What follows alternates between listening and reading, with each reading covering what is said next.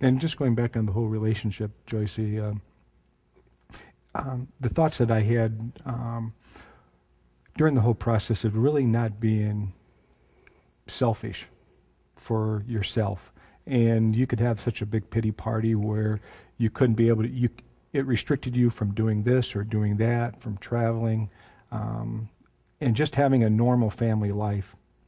We took the best that we could and made it the best for Alicia for those almost 20 years. The last few years were very difficult because Alicia deteriorated quite a bit. But up to those years, we just took what we had and made the best of it, and be able to love her like we loved a normal little girl.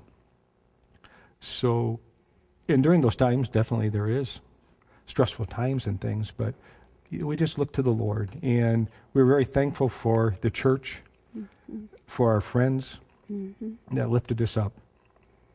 And we knew that God will never leave us or forsake us. And it was a process that we had to learn from our faith aspect of it.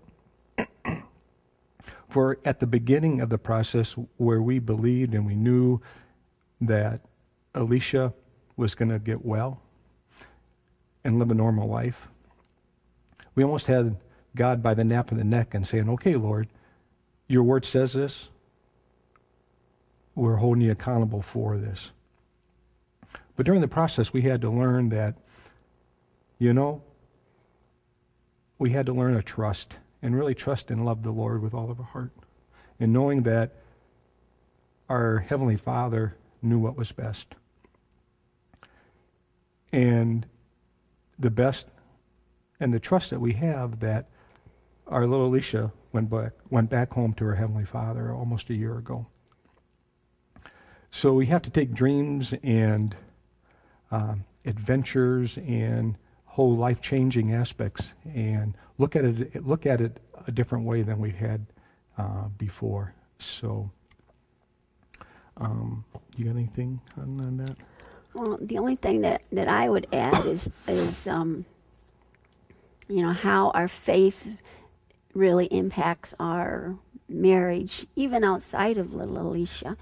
Which how you unintertwine that, I don't know, but it's hard enough with God.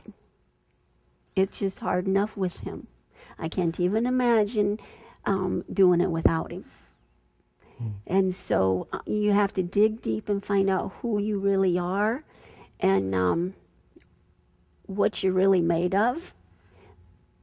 When things happen that you didn't predict, but in front of whoever's gonna watch this video, I want to say to you, John Zalas, thank you for being my best friend. You're welcome, my friend. Because if Johnny wasn't my best friend through all of this, your mate should be your best friend. And if you're not your mate's best friend yet, you learn how. You learn how to be their best friend, to find out what they're going to need, and fill that need. And, that's the key for us. As John and Joy Zalas says, he is my best friend here on God's earth. And I always tell Johnny, until I'm in heaven, there's nobody on God's green earth that loves you more than me.